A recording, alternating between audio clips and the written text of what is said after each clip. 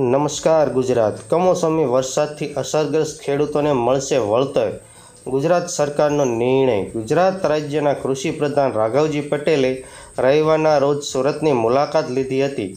આ દરમિયાન તેમણે મીડિયા સાથે વાત કરતાં જણાવ્યું હતું કે ગુજરાત સરકારે તાજેતરમાં કમોસમી વરસાદ અને મિની વાવાઝોડાની અસરગ્રસ્ત ખેડૂતોને સર્વે હાથ ધર્યો છે. ઉલ્લેખનીય છે કે સર્વે રિપોર્ટ સોમવારના રોજ કૃષિ વિભાગને સુપરત કરવામાં આવશે અને રિપોર્ટના આધારે ગુજરાત સરકાર ખેડૂતોને વળતર આપશે. રાજ્યના હવામાન વિભાગ આધારિત કરવામાં આવ્યા બાદ ગુજરાતના અનેક જિલ્લામાં 12 મેથી 16 મે દરમિયાન ભારે વરસાદ નોંધાયો હતો. સૌરાષ્ટ્ર, ઉત્તર ગુજરાત અને દક્ષિણ ગુજરાતના કેટલાક જિલ્લાઓમાં પણ મિની વાવાઝોડું જેવી સ્થિતિ જોવા મળી હતી, જેના કારણે ખેડૂતોના પાકને ભારે નુકસાન થયું હતું. સમગ્ર પરિસ્થિતિ જોઈને મુખ્યમંત્રી ભૂપેન્દ્ર પટેલે મોસમની વરસાદની અસરગ્રસ્ત ખેડૂતોને સર્વે કરવાનો આદેશ આપ્યો હતો. કૃષિ વિભાગની ટીમોએ 17 મે સુધીના સર્વે કામગીરી પૂર્ણ કરી લીધી છે. કૃષિ મંત્રી રાઘવજી પટેલે જણાવ્યું હતું કે સર્વે રિપોર્ટના આધારે સરકાર ખેડૂતોને થયેલા નુકસાનનું મૂલ્યાંકન કરશે અને જે મુજબ સહાયની રકમ નક્કી કરશે. તેમણે જણાવ્યું હતું કે ગુજરાત સરકાર ખેડૂતોને તમામ શક્ય મદદ કરશે. આ જાહેરાતથી અસરગ્રસ્ત ખેડૂતોમાં આશાની રાહત જાગી છે. એમનું કહેવું છે કે ગુજરાત સરકારની આ પહેલ તેમને તેમના નુકસાનની ભરપાઈ કરવામાં મદદ કરશે. બીજા એવા અગત્ય સમાચારની વાત કરી લઈએ તો મધ્ય ગુજરાત, સૌરાષ્ટ્રમાં ઓરેન્જ યેલો એલર્ટ અને અમદાવાદમાં ગરમીનો પારો થશે 45 ડિગ્રીને પાર.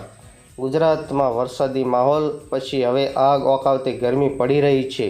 ગુજરાતમાં હાલ પશ્ચિમથી ઉત્તર પશ્ચિમ પવનો ફૂંકાઈ રહ્યા છે, જેના કારણે રાજ્યમાં ગરમીનું પ્રમાણ વધી રહ્યાનું હવામાન વિભાગે જણાવ્યું છે. આ સાથે જ હવામાન વિભાગે આજે કેટલાક જિલ્લાઓમાં ઓરેન્જ એલર્ટ આપ્યું છે. સાથે કેટલાક વિસ્તારોમાં 2 દિવસ વોર્મ નાઇટ પણ ચેતવણી આપવામાં આવી છે. હવામાન વિભાગના અમદાવાદના કેન્દ્ર મોસમ વૈજ્ઞાનિક રામેશ્વરી યાદવે ગુજરાતમાં 5 દિવસ હવામાન અંગેની આગાહી કરી છે. આગામી 4 દિવસ માટે રાજ્યના અનેક જિલ્લાઓમાં હીટવેવની શક્યતા વ્યક્ત કરવામાં આવી છે. આ સાથે જ ઉત્તર ગુજરાત, મધ્ય ગુજરાત, સૌરાષ્ટ્રમાં ઓરેન્જ એલર્ટ અને યેલો એલર્ટ જાહેર કરવામાં આવ્યું છે. ગરમીનો પારો સતત વધી રહ્યો છે.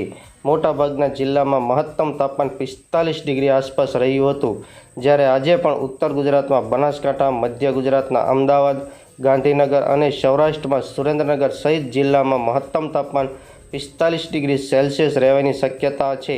જેમ જેમ દિવસ પસાર થશે તેમ તેમ ગરમી શરીરને દઝાડતી રહેશે. છેલ્લા 24 કલાક દરમિયાન મહત્તમ તાપમાન 44.9 જ્યારે લઘુત્તમ તાપમાન 31.2 ડિગ્રી નોંધાયું હતું. મહત્વનું છે કે 44.9 ડિગ્રીએ સિઝનનું સૌથી વધુ ગરમી નોંધાઈ છે. એક તરફ ગરમીને કારણે ગુજરાતમાં અનેક લોકોના ગભરામણ થવાની, શ્વાસ ન લેવાની તકલીફોથી મોત નીપજ્યા છે. વડોદરા અને સુરતમાં છેલ્લા 2 દિવસમાં ગરમીને કારણે 13 જેટલા લોકોના મોત નીપજ્યા છે, જેથી બપોરના સમયે બહાર ન નીકળવું તે હિતાવહ રહેશે.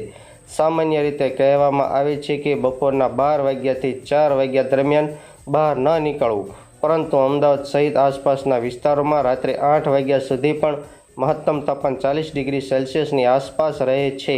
રાત્રે પણ ગરમ લૂ જેવા પવનો ફૂંકાતા હોય છે, તેને કારણે પણ હીટસ્ટ્રોકની અસર થઈ શકે છે. છેલ્લા 24 કલાક દરમિયાન મહત્તમ તાપમાન 44.9 ડિગ્રી સેલ્સિયસ રહ્યું હતું, જ્યારે લઘુત્તમ તાપમાન 31.2 ડિગ્રી સેલ્સિયસ નોંધાયું હતું. ત્યારબાદ વહેલી સવારથી જ તાપમાનમાં સવારે 8 વાગ્યા સુધીમાં 33 ડિગ્રી સેલ્સિયસ નોંધાયા બાદ સવારે 10 વાગ્યા સુધી 3 ડિગ્રી સેલ્સિયસ તાપમાનમાં વધારો થઈને 36 ડિગ્રી સેલ્સિયસ નોંધાયું હતું.